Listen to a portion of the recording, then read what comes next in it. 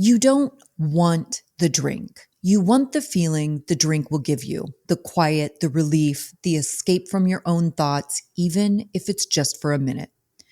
But here's the truth. You don't need alcohol to change how you feel. You need tools that work with your brain instead of against it. So before you pour that drink, give me 15 minutes. Let me show you what's actually happening in your body and give you 5 simple, powerful things you can do instead of drinking tonight that will leave you feeling stronger instead of ashamed. You don't need to white knuckle your way through this. You just need a new plan. So let's build it right now. Hey, everybody. Welcome to the Addiction Unlimited podcast, where you get to learn everything you want to know about addiction and recovery. I'm your host, Angela Pugh, co-founder of Kansas City Recovery, life coach, and recovering alcoholic. To learn more about me, you can listen to episode 0 on your podcast app or find us on the web at addictionunlimited.com. Hello, my friend. Welcome back to another episode of the Addiction Unlimited podcast. I'm Angela Pugh, master coach, interventionist, and person in long-term sobriety who knows exactly what it's like to stand in the kitchen and think, I just want to feel better. If that's where you are today or last night, maybe you've had a long day, your nerves are fried, maybe you're just tired of feeling tired. This episode is for you. Because here's what I want you to know. Cravings are not a sign of failure or a signal you're doing something wrong. They're a sign that your brain is asking for relief urgently. And if alcohol is the only tool your brain knows how to reach for, then of course that's what it's going to suggest. But that doesn't mean you have to say yes. In the next few minutes, I'm going to walk you through 5 scientifically backed, brain-friendly, real-world tools you can use instead of drinking. And I'm not just going to tell you what to do, I'm going to tell you why it works. So you can trust that you're not just distracting yourself, you're actually healing. If you've ever told yourself, I know I shouldn't drink, but I don't know what else to do, this is going to be your answer. So grab your earbuds, step outside, or sit somewhere quiet, and let's talk about what to do when the craving hits. You don't need to be perfect. You just need a plan. Before we dive into tool number 1, I want to give you something that you can keep in your back pocket for situations exactly like this and to avoid mornings full of regret and shame and hangovers. It's the perfect thing to go with this episode. It's my daily plan worksheet. It's a simple, powerful tool that walks you through exactly how to stay grounded, focused, and proud of yourself each day, especially when cravings hit. And here's the best part. I created a short video walkthrough to show you how to use it in real life step by step. Because information is great, but implementation is where the magic happens. So you can grab that, download it for free right now at addictionunlimited.com/plan, or click on the link right in the show notes. You can get it from your favorite podcast app. If you're serious about changing your relationship with alcohol, this is your starting point. Okay, let's start with tool number 1. The first thing you can do instead of drinking tonight, and I promise it's simple, free, and backed by brain science, move your body. And I get it. When you're craving a drink, the last thing you feel like doing is putting on your shoes and going outside. But here's the deal. Cravings are physiological. They live in your nervous system, not just your thoughts. And when you move your body, you interrupt that craving loop right at the source. So let me break this down. When your brain is craving alcohol, it's not actually craving booze. It's craving dopamine, the feel-good neurotransmitter that alcohol artificially boosts. But movement, especially movement that's rhythmic or gets your heart rate up just a little, that's your natural dopamine drip, and it's instant. Movement also releases endorphins. It reduces cortisol. It increases oxygen flow to your brain, all of which help you feel calmer, more present, and more capable of riding out that craving. So if you're standing in the kitchen, wine glass in hand, or just thinking about grabbing that drink, get up and move. Walk around the block. Do 10 jumping jacks, turn on music and dance for a song, shake out your hands, stretch. This isn't about burning calories. It's about breaking the craving trance. Think of it like this. When you move your body, you move your mind out of the danger zone. And here's a pro tip too. If you want to pair movement with breath or sunlight, then you're stacking the benefits even higher. You're telling your brain, we're safe, we've got this, we don't need the wine. And remember, this doesn't have to be perfect. It just has to be different than what you usually do when the craving hits. So get up, move, and interrupt the pattern. You'll feel better in 5 minutes, I guarantee you. And I want to speak directly to those of you who are dealing with chronic pain, injuries, or mobility challenges, because you might be listening to this and thinking, oh, that's great, Angela, but I can't go for a walk or dance in the kitchen. Well, I hear you and I've got you. Movement doesn't have to mean cardio. It can be gentle. Here are a few simple options if you do have some limitations. Seated stretches, neck rolls and shoulder rolls, chair yoga. Google 5-minute chair yoga and you'll get a flood of free videos. Hand tapping or leg tapping, somatic movement, literally just shaking out your hands or your feet. Google all of these and you can find 1,000 different ways to do them that will accommodate whatever mobility issues you have, right? And these movements may feel small, but they tell your brain, we're here, we're present, we're safe. And that's exactly what your nervous system needs in a craving moment. This is about changing your state, not running a marathon. If you move anything, you're doing it right. Tool number 2, eat something grounding. I know that sounds weird. It felt weird even when I was writing it in my outline, but we're going with it. So this is a little unexpected, but it might be one of the most powerful things you can do to stay alcohol-free tonight, right? Eat something grounding. And I know what you're thinking. You're like, how is eating a snack going to stop me from pouring a glass of wine? Well, sometimes cravings aren't emotional at all. They're biological. And one of the most common triggers for alcohol cravings is actually low blood sugar. Let me explain. When your blood sugar crashes, your body and your brain go into kind of a mild panic. Your heart rate goes up, your anxiety rises, you feel shaky, edgy, irritable, maybe even sad or exhausted. Your brain doesn't interpret that as a nutrition problem. It interprets it as a danger problem. And because alcohol is loaded with sugar and provides instant chemical relief, your brain sees it as the fastest possible solution. But you know it's a trap. Because while alcohol may give you a quick dopamine spike, it sends your blood sugar and your self-trust crashing. So instead of walking into that loop, give your body what it's actually asking for, which is nourishment, stability, safety. So eat something with protein, healthy fats, maybe a little fiber, a boiled egg, an apple with peanut butter, Greek yogurt, a smoothie, a handful of almonds. And don't overthink it. This isn't about eating perfectly. It's about telling your body you're okay and you're not in danger. You'd be amazed how often a craving fades when your blood sugar stabilizes. This is especially powerful in the late afternoon or early evening, which is when most people hit their emotional and physical low point of the day. This is regulation, not willpower. Food is not weakness, food is fuel. It's one of the most underrated sobriety tools there is. So if you're feeling anxious, tired, or emotionally overwhelmed tonight, check your hunger first. Eat something grounding, and then see how you feel 10 minutes later. Okay, I have to tell you about something I didn't expect to love as much as I do, and that's my Cozy Earth sheets. You know, I'm all about structure and systems and living intentionally, but let's not pretend that rest isn't part of the plan too. Because when you're building a sober life, sleep is your secret weapon.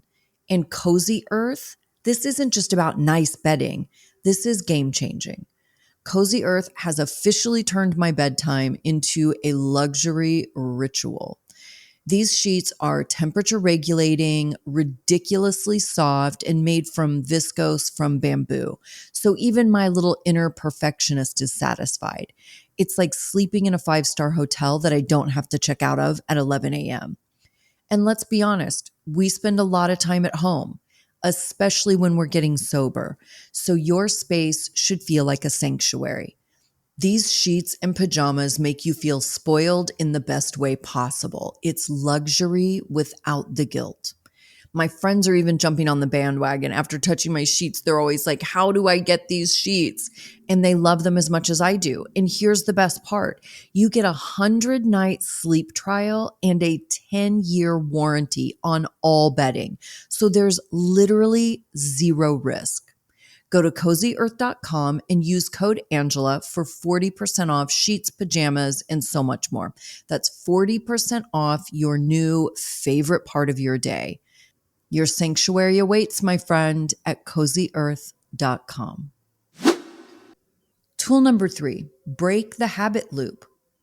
This is about disrupting the most dangerous part of drinking behavior, and that's autopilot. It's called the habit loop, and it's one of the most powerful forces behind why we keep reaching for alcohol even when we don't want to, or anything else. So many of us struggle with food issues, sugar issues, whatever, reaching for anything even when you don't want to. And here's how it works. And I want you to really listen for yourself in this, okay? There's a cue, like finishing work or cooking dinner or putting the kids to bed.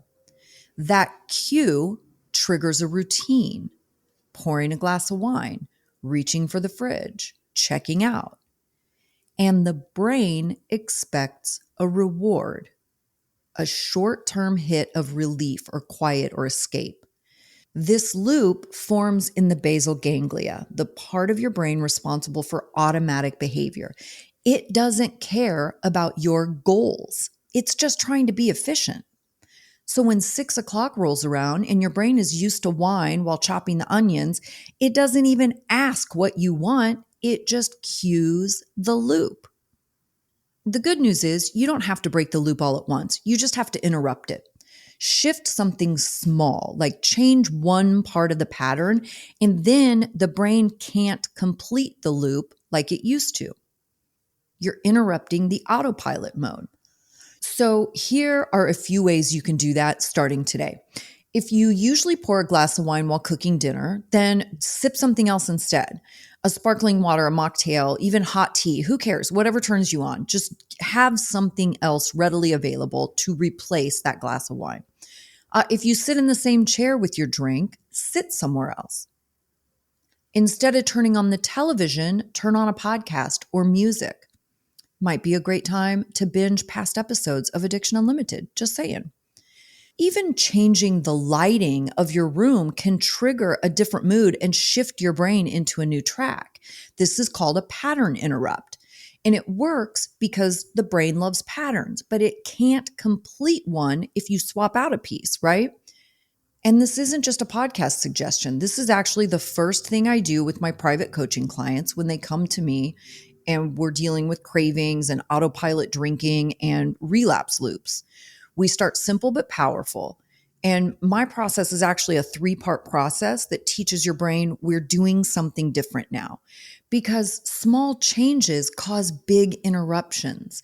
And each of these shifts sends a signal to your brain saying this moment no longer leads to alcohol. Something new is happening. And it may feel small, but your brain notices. And that's how we start building new wiring. And if you want to go even deeper on this, check out episode 333, The Science Behind Making and Breaking Habits.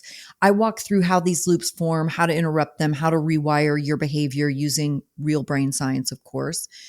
But you don't need to overhaul your whole life tonight. You just need to disrupt the loop. And if you want to get deeper into the loops, like I said, go back and listen to episode 333, and I'll link that in the show notes for you too. Okay, tool number 4. Tool number 4 is one that most people underestimate and overthink, but it might be the simplest, fastest way to diffuse a craving. Connect with someone. I'm not talking about pour your heart out or confessing you're about to drink. I'm talking about sending a simple, casual message to someone that's safe to you. That's it. Just make contact. Because here's what we know from neuroscience: connection is regulation. When you're feeling triggered or overwhelmed, your brain lights up in the limbic system. That's the part responsible for survival, fear, and impulse. You literally can't think straight because the rational part of your brain, the prefrontal cortex, gets hijacked. But when you connect with someone safe, your brain releases oxytocin. That's the bonding hormone. Oxytocin soothes the stress response. It lowers your cortisol. It brings your prefrontal cortex back online. It tells your brain, we're not alone, we're safe, we don't need to panic. In CBT, cognitive behavioral therapy, we call this externalizing the thought, getting it out of your head and into the world where it loses power. And here's the part most people miss: you don't have to say the perfect thing, you just have to say something. Because all you're doing is telling your brain that we're okay and we're connected. And that single connection triggers your brain to release oxytocin. It pulls you out of panic and into presence. And I know how awkward it can feel to say, I'm craving a drink and I need help. That level of vulnerability can actually keep people stuck in the craving loop because they won't do it. So this is your permission slip. You don't have to say anything about alcohol at all. Just send a message like, hey, how's your day? Or just thinking of you. Hope you're doing okay. Or what are you binging on Netflix right now? That tiny reach out breaks the loop of isolation. And that's what your brain needs most in this moment.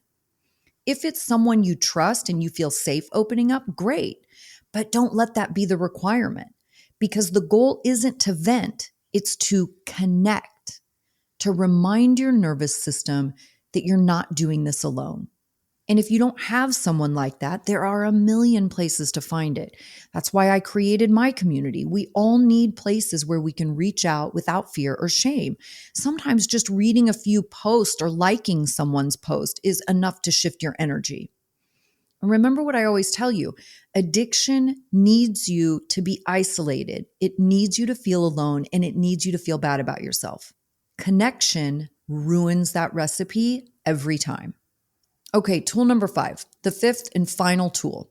And this one might surprise you because it's not about cravings or triggers or brain chemistry. It's about identity. Tool number 5 is do one small thing that makes you feel proud of yourself. And here's why this matters.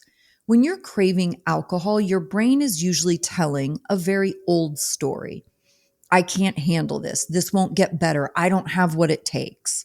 I'll never stay sober. And the fastest way to change that story is to act like the person you want to become. Because your brain builds self-image not from what you believe, but from what you do. Behavior comes first, belief follows. So when you choose one small action that aligns with the version of you that's sober, strong, and evolving, your brain logs that as proof. And that could be, I don't know, cleaning off the kitchen counter, send a supportive text to someone else, journal for 3 minutes, read one page of that book you keep saying you're going to start, set out your water and your vitamins for tomorrow morning. It's just little things. It's not about the task, it's about the message. I'm not drinking tonight because I'm busy becoming the person who doesn't drink. This is more than just a tool, it's a mindset shift. Every time you do something that builds respect for yourself, you make drinking less appealing. You don't have to fight the craving, you outgrow it. In cognitive behavioral therapy, this is called behavioral activation. You take action to generate a positive emotional state instead of waiting for motivation to strike. And it works because it helps you feel empowered even in moments of doubt. So tonight, when the craving hits, do one thing, just one thing that the future you will be proud of. Because pride is one of the most powerful replacements for regret. And tonight, you get to choose which one you want, pride or regret. So let's bring it all together, my friend. If you're listening to this right now, craving a drink or just feeling that quiet pull, I want you to remember one thing. You don't want the drink. You want relief. You want peace. You want to feel like yourself again. And that's exactly what these 5 tools are designed to give you. Not in some just distract yourself kind of way, but in a real grounded, brain-hacked way that actually helps you regulate your emotions and get your power back. So let's recap what we've covered, the 5 tools. 1, move your body, because motion changes emotion and your nervous system needs a shift. Number 2, eat something grounding to stabilize your blood sugar and short circuit cravings from the inside out. 3, break the habit loop. Just one small change in your pattern can disrupt the whole autopilot cycle. 4, connect with a safe person, even if it's just a quick, hey, how's your day kind of message, because connection is regulation. And 5, do one thing that makes you feel proud, because action creates identity. And tonight, you're becoming someone you're proud of. These tools aren't just about surviving today or tonight. They're about rewiring your brain, your habits, and your future. And if you're listening to this right now and thinking, I need more of this, I need structure, tools, support, I need someone in my corner who actually gets it, that's exactly what I do. If you're ready to take this deeper, you want to know what it would look like to work together, I'd love to chat with you. You can schedule a call with me at addictionunlimited.com/call. There's no pressure, just a conversation, see if we're a good fit and see what options are available for you, because you don't have to do this alone. And honestly, we're not meant to do this alone. addictionunlimited.com/call. That is always in the show notes for you. Also, remember you're stronger than you think and you're building something new. And every time you choose a different behavior, even in the smallest way, you're proving that this new version of you is already taking shape. And that's not just a win, that's a turning point. I hope you're having a fantastic day, my friend, and I will see you next week. You've reached the end of another great episode of the Addiction Unlimited podcast. Candid and honest conversation about addiction and recovery. Be sure to visit us at addictionunlimited.com to join the conversation and access show notes and links to everything we talked about. Love this episode? Please take 30 seconds to subscribe, rate, and review on iTunes to help us improve and give you the information you want. Thanks for listening. See you next week.